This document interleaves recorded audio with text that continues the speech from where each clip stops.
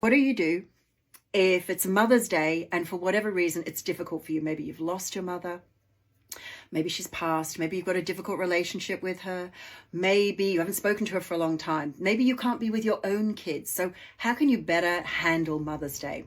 So here are some hopefully helpful suggestions of how you can better handle Mother's Day. My name's Lisa Turner from Set Freedom. So I lost my mum just over 3 years ago now.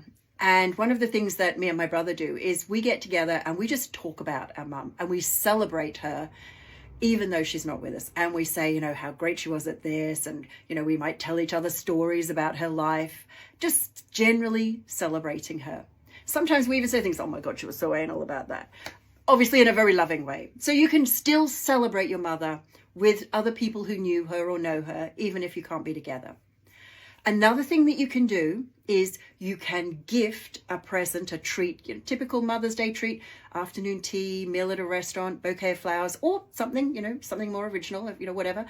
And you can gift that either anonymously via a food bank or, secretly, like leaving a voucher somewhere at a food bank or at a local florist. It might just put a card in the window saying, here is a voucher if you can't afford to gift your mother. You'll find your own way of doing it.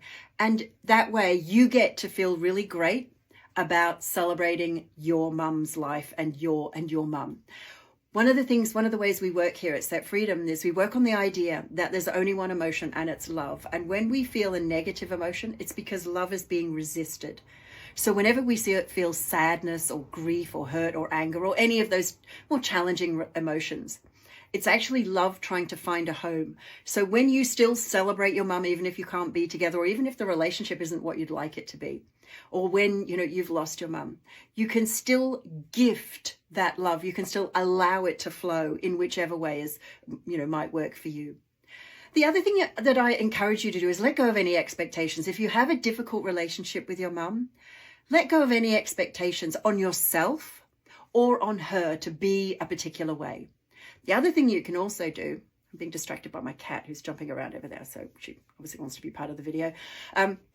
So the other thing that you can do is you can actually treat yourself, especially if you can't be with your kids for whatever reason. You can just gift yourself. And that might be anything, small bit of self-care, right up to whatever you would love your kids to give you.